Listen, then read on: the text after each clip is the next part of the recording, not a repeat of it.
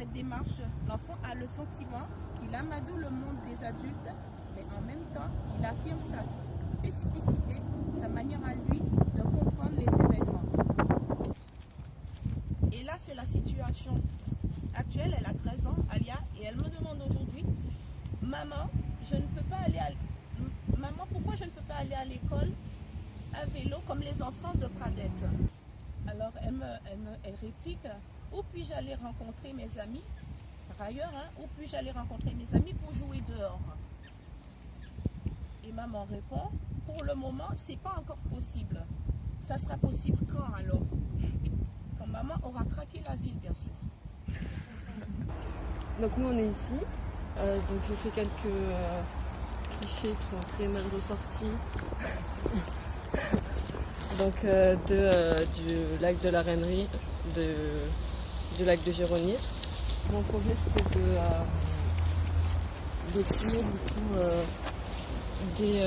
des prolongations en fait de ces trams qui existent en fait dans la métropole de Toulouse.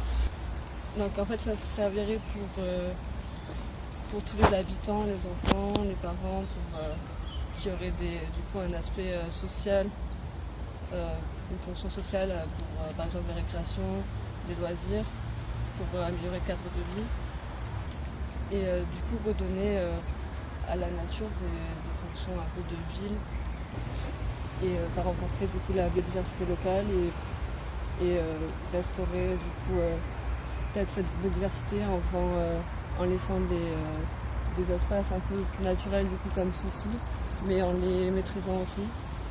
Je pense que le plastique c'est un matériau omniprésent, très contemporain et aussi très polluant. Et il a beaucoup de pollution, on vient le voir un peu dans l'espace vert, on a vu un peu de plastique partout et on ne le voit pas tellement dans le centre-ville. Dans mon pays, au Venezuela, on le voit tellement dans le paysage. Il y a beaucoup de la pollution visuelle. Bon, le plastique, j'aime bien aussi parce qu'il a beaucoup de propriétés. Il a beaucoup de couleurs, on peut faire beaucoup d'efforts, de textures, de transparence. C'est économique, c'est léger. Mon idée sociale, c'est un peu la dynamique de marché. Parce que les marchés, c'est surtout les marchés. Je pensais plus à les marchés alimentaires. Et dans l'idée spatiale, l'idée c'est une intervention dans les quartiers plus populaires à Toulouse. Donc, ce que j'ai voulu exprimer dans ces collèges, c'était une idée d'intergénérationnalité, notamment parce que pour moi le développement durable, c'est pas juste prendre soin de l'environnement, c'est prendre soin de la vie en général. Donc je vais prendre 2 secondes aussi pour citer Pierre Rabhi. Je pensais m'intéresser plutôt à des modes de construction en bois et évolutifs surtout pour pouvoir s'adapter à différents usages qu'on n'aurait pas forcément anticipés et qui seraient plutôt adaptés en fait à des contextes assez compliqués comme on a ici. Des trames en fait de bois pour pouvoir imbriquer à l'intérieur différents usages, différents espaces, aussi bien de logement que des espaces plus uniques comme des salles polyvalentes, appropriables, des espaces capables. Donc en fait je vous ai fait des petits nuages de mots, parce qu'en fait il y a beaucoup de termes qui tournaient autour de ces 2 notions qui sont d'une part la nature et plus particulièrement le jardin, parce que je trouve qu'il a une connotation qui est très reliée à l'habitat, et ensuite l'évolutivité. Alors je considère aujourd'hui que comme tout est adaptable et évolutif. C'est Charles Darwin qui écrivait que ce n'est pas les espèces les plus fortes ou les plus intelligentes qui survivent, mais celles qui arrivent à s'adapter au changement. Du coup, l'explicatif était pour moi très intéressant, puisqu'en fait, elle regroupe différents types, c'est un quartier résidentiel avant tout. Il y a quelques équipements, mais quartier résidentiel, où en fait ça regroupe plusieurs types de logements, plusieurs typologies qui sont intéressantes. J'ai commencé à esquisser une sorte de carte qui pourrait m'aider à identifier ces différents espaces et voir ce qui pourrait être intéressant dessus. Tout ça, c'était aussi un quartier intéressant parce qu'il y a une concertation qui a été faite en fait en mars 2017. J'ai commencé à faire quelques recherches parce qu'on commence à en voir un peu partout en France des agrocités, des zones où en fait à chaque fois on retrouve un lieu collectif bâti qui va regrouper une zone de multi-activité, une zone où on peut aussi commencer à cultiver sous l'effet d'une serre, etc. Et ensuite une provision de zones que l'on peut cultiver, où on peut retrouver de la nourriture à partager, mais aussi tout simplement des zones pour se détendre, puisque un jardin ça sert aussi à ça. Et j'avais commencé à regarder quelques références plutôt formelles, mais là c'était plus pour commencer à me demander ce qui serait intéressant de travailler en termes vraiment architectural, spatial, des ambiguïtés, dedans, dehors, intérieur, extérieur, le rappel à l'évocation de la serre, voilà, de toutes ces natures qui font aussi partie de notre imaginaire collectif. J'avais du mal à structurer mon idée, donc je me suis imaginé, je considère que la ville c'est un être vivant, je me suis dit peut-être que mon projet ça peut être un être vivant, donc je suis le cerveau de cet être vivant avec une peu de prétention. Et j'ai grandi à la campagne, donc pour moi le contact avec la nature, le sol, la biodiversité, c'est hyper important. Donc en tant qu'architecte, moi j'ai besoin de véhiculer ça. Le cœur du projet, nous sommes à la Faurette. C'est un quartier qui a été construit en 1968 sur des terres agricoles. C'est un quartier populaire depuis toujours. Et donc très vivant aujourd'hui, mais plutôt pauvre, plutôt délaissé. Et par contre, on peut constater que c'est un quartier vivant qui propose énormément de services. Il y a une mairie, un commissariat, comme vous pouvez le voir, beaucoup de commerces. Je vais m'appuyer sur ce qu'ils sont en train de faire pour le compléter et venir aller voir plus loin en fait. Quand ma ville part habiter à la campagne, donc le grand squelette de mon projet, le côté urbain, ce serait de lier le futur grand parc de Bagatelle qui est derrière, avec le parc de la Faurette qu'on a traversé, et aussi le parc de Fontaine-Lestan qui est plutôt par là-bas. Si on se rapproche un petit peu, les organes qui remontent les espaces publics, on arrive à la place où nous sommes, avec aussi des espaces tout autour qui sont pour l'instant des parkings ou des terrains vagues, qui ne sont pas spécifiques, qui ne sont pas qualitatifs. Les cellules qui seraient donc les interventions architecturales, là c'est encore un gros point d'interrogation.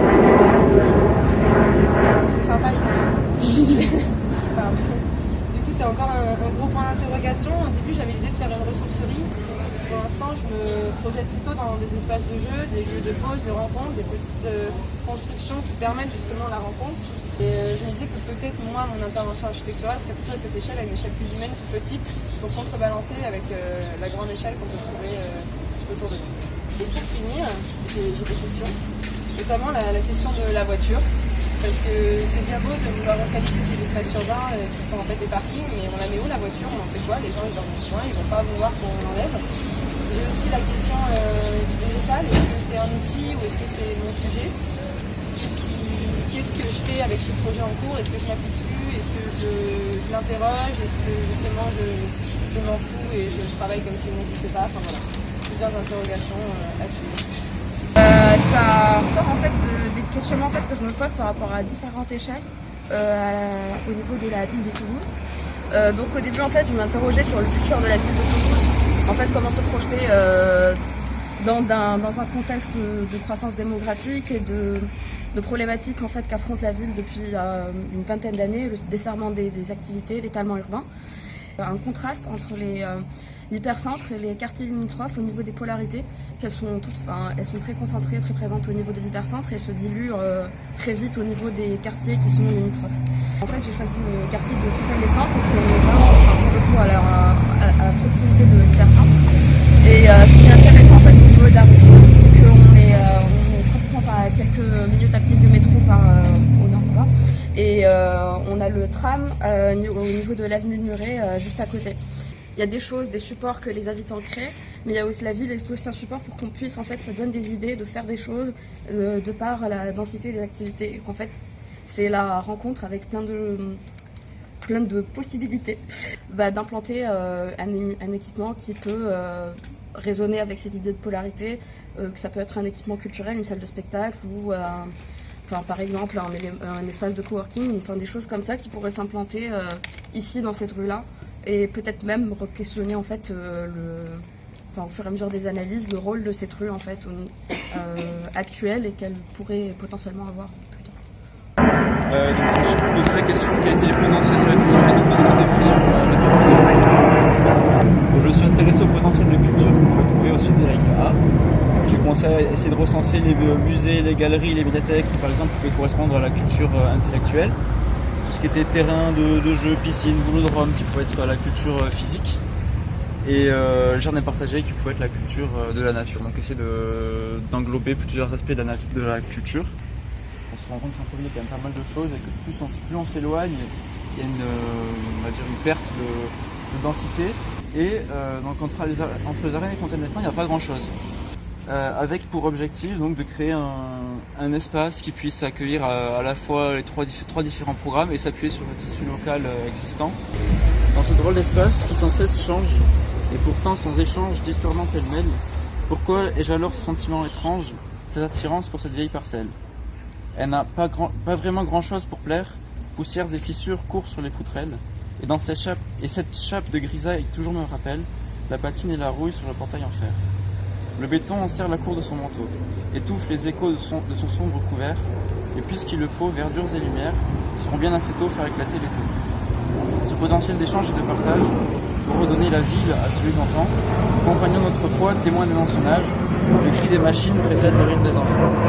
Dans ce drôle d'espace qui sans cesse change, et pourtant sans échange discordant pêle-mêle, pourquoi ai-je alors ce sentiment étrange de trouver en ce lieu comme une étincelle? Donc l'idée sensible que je voudrais développer, c'est le street art, puisque je suis allée en Australie cet été. Et à Melbourne, il y a des rues entières qui sont dédiées au street art. Et en fait, dans le street art, ce qui me plaît, c'est le fait de faire par-dessus, que ce soit des œuvres éphémères qui se modifient au cours du temps et au cours des envies des artistes.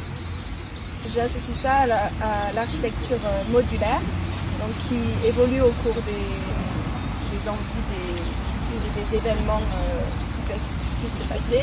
Et donc dans ce parc, puisque en fait en y passant souvent le matin et le soir, il n'y a jamais d'animation ou d'événements culturels, alors que c'est dans un tissu urbain, il y a des gens qui viennent juste s'y poser mais qui ne se rencontrent jamais et qui sont chacun dans leur coin, chacun à leur occupation, et finalement il n'y a pas d'événements pour tous les réunir, alors qu'il y a beaucoup de maisons, de commerces autour, mais rien de culturel ici. La résilience urbaine, la capacité des villes à se transformer par rapport à des catastrophes naturelles. Par contre, c'est pas trop. Par rapport à Toulouse, les seuls risques qu'on pourrait avoir, c'est les inondations. Donc, pour ça, il faut aussi travailler la densification derrière la grande barre fiscale, parce que c'est un bâtiment qui fait 50 mètres de haut et 230 mètres de longueur. Et si on regarde en face, on a des maisons pavillonnaires.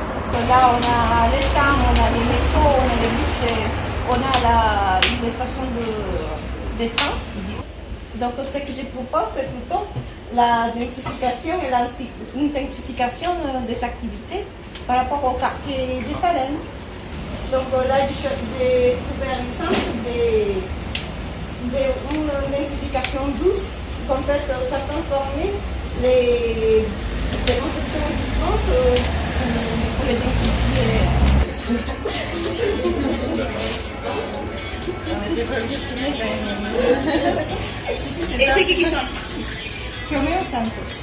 Donc j'ai choisi ce site parce que en fait ici on a une route très passante et c'est une route que j'emprunte très souvent. Donc ici on est dans un tissu urbain assez dense et ça pose la question quand un nouveau projet se construit de comment il va s'intégrer dans ce tissu. Ensuite, ce qui est intéressant, c'est que on est dans un quartier où il y a beaucoup d'infrastructures différentes. Donc il y a beaucoup d'habitations, mais on a aussi des commerces, de la restauration, et notamment le lycée qui est pas très loin, parce que si on construit quelque chose ici, ça peut être ouvert au plus grand nombre, puisqu'ils sont déjà sur le territoire. Et finalement, ce terrain, il a une forme particulière parce qu'il est à un angle. Donc on va avoir deux façades à traiter. Et ça pose une nouvelle question, c'est comment traiter la limite entre le privé et le public, si on essaye d'ouvrir complètement au regard extérieur ou se fermer, ou comment traiter cette limite, et pourquoi pas traiter avec le thème de la transparence. Quand je suis allé sur site, il pleuvait beaucoup, c'est que je cherchais les lieux de la vie commune. Et avec ce temps, c'était pas. Et en premier, c'était la place du Ravelin. Et donc j'étais à la recherche des places à ce moment-là. Quand je suis arrivé, j'ai vite compris que c'était pas vraiment les places en elles-mêmes que je voulais voir, mais vraiment les lieux de la vie commune. Ensuite, en continuant, je suis passé au square Maurice Pujol. En continuant, j'ai vu un groupe de personnes qui étaient situées juste à côté de l'escalier à cet endroit, et c'était pas la première fois que je voyais un groupe qui s'installait. Il y avait parfois des lieux qui faisaient place par leur usage, mais qui n'étaient pas des places en elles-mêmes. Et ensuite, je suis arrivé donc ici, à l'église du Sacré-Cœur. Et même si je connais bien Toulouse, j'avais jamais remarqué cet endroit et je l'ai trouvé vraiment étonnant. Voilà, je suis rentré et l'église est donc assez bien cachée, je l'avais jamais vu auparavant. Il y avait beaucoup de personnes qui passaient, comme on le voit ici. Parce qu'en fait c'est un espace qui permet de rejoindre la place de la Pâte-d'Oie et la rue de derrière. Et donc mon projet ce serait d'avoir un espace ici qui soit plus accueillant, qui permette aux personnes de s'arrêter, qui attire les personnes qui sont parfois pressées de rentrer chez elles, qui leur propose de s'arrêter un moment. C'est un lieu autre, comme dit Michel Foucault, c'est le concept d'hétérotopie dont il parle dans sa conférence des espaces autres. Et donc c'est un espace qu'on ne peut pas qualifié comme espace public, mais en même temps il y a beaucoup de flux dans ce lieu, et je pense que ça pourrait être intéressant d'avoir un espace au milieu qui permette aux gens de s'arrêter et d'en profiter de la vie. Alors, j'ai choisi en fait de représenter un arbre. L'arbre pour moi il représente plusieurs choses. D'abord les racines, donc pour moi il représente les valeurs, notre passé, enfin ce qui fait que on est soi, et en fait le soi pour moi c'est le tronc, ce qui fait corps et ce qui fait qu'on est nous. Et après donc il y a les branches donc, qui se développent vers l'avenir avec les expériences, etc. Donc sinon j'ai choisi ce site, déjà je voulais vous faire arriver par l'avenue Étienne-Bière et vous faire rentrer pour, je sais pas si vous l'avez senti, mais pour le changement d'ambiance qui s'opère en fait. Donc après ce site, donc c'est uniquement un lieu de passage, tant piéton que pour voiture. Donc ici on est dans une circulation piétonne parce que ça a été bouché de l'autre côté. Et donc la question que je me posais en prime abord, c'était en fait il y a les flux qui sont dans le sens en fait de la Garonne vers tout ce qu'on a vu aujourd'hui vers Basso-Cambo, donc des flux qui sont très forts, et donc il y a ces passages-là qui sont en fait plus cachés et qui sont plus connus par les habitants et pas tellement par les usagers, parce que même si ça traverse deux axes qui sont relativement importants, c'est un peu caché. Et aussi permettre en fait des perméabilités, parce que on voit bien que c'est quand même très clôturé, très hiérarchisé, et de voir s'il n'y a pas des possibilités de perméabilité. Et donc du coup on avait parlé d'hypothèses à proposer, et donc j'en ai pensé à une à court terme entre guillemets comme première approche, avec l'utilisation en fait de ce mur pignon et aussi du mur qu'il y a là-bas comme support en fait soit de graffiti, soit de fresques, soit d'affichage, et puis ensuite utiliser le grillage pour y accrocher soit des expositions de photos, vous savez, des fois de tableaux où ça s'accroche en général, donc on peut utiliser le grillage pour accrocher ça, ou pour accrocher des jardinières. Ici je le montre à plus long terme, donc de travailler en fait sur un jardin partagé, et qui pourrait ensuite se développer sur toutes ces toitures qui peuvent être disponibles, et éventuellement sur les balcons. Voilà, je pense que ce lieu il a du potentiel et que ce serait bien à exploiter.